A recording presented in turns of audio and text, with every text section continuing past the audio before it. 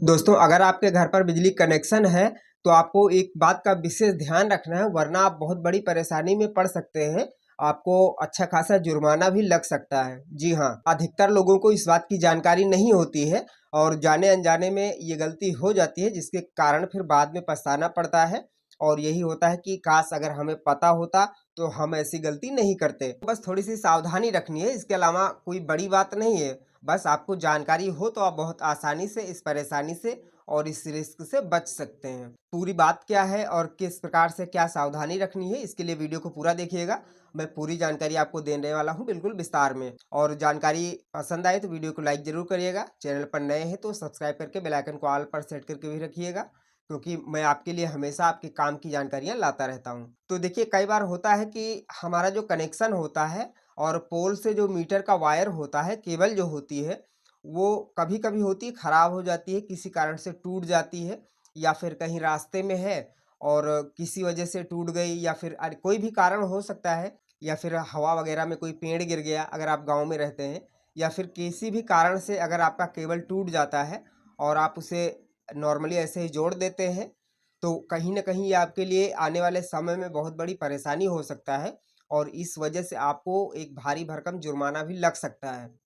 तो अब बात करते हैं कि इससे बचेंगे कैसे? तो देखिए, केबल टूट गया है तो वो हमारी मजबूरी है, उसमें हम कुछ नहीं कर सकते हैं। अब और ज़रूरी नहीं है कि आप नया केबल ही लाएँ, हो सकता है दूरी ज़्यादा है तो केबल लाएँगे अगर नया तो काफ़ी महँगा भी पड़ जाता है। और अगर आप तत्काल में अरेंज नहीं कर पा रहे हैं कि आप नया केबल ला पाएँ, तो आप उसे जोड़ तो सकते हैं, बट उसकी कुछ कंडीशंस हैं। देखिए, अगर आपके मीटर के पास से केबल में कोई प्रॉब्लम है तो फिर आपको कंप्लेन करना पड़ेगा, या फिर बिजली के जो आपके लाइनमैन होते हैं उनको बुला के उनके माध्यम से सही करवाना पड़ेगा।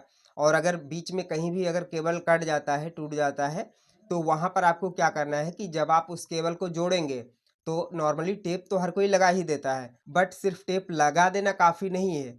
उसमें आप फँस सकते हैं, क्योंकि टेप कभी भी निकाला जा सकता है और कभी भी लगाया जा सकता है। इस वजह से आप पर सीधा ये आरोप आएगा बिजली विभाग की तरफ से कि आपने बिजली चोरी की है।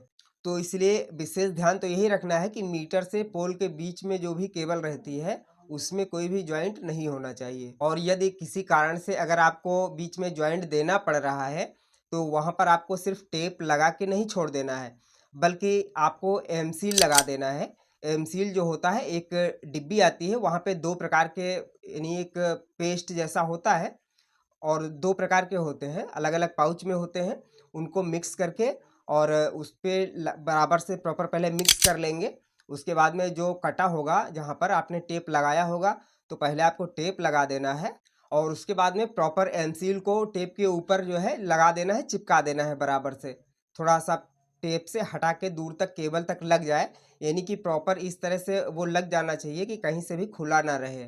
और एमसील के बारे में आप शायद जानते ही होंगे, अगर नहीं भी जानते हैं तो मैं आपको बता दूं कि इसे आप जब एक बार लगा देंगे तो फिर वापस से इसे खोलना आसान नहीं होता है। ये खुलेगा नहीं, इसे आप अगर निकालते भी हैं तो तोड़ के ही निकालना पड़ेगा।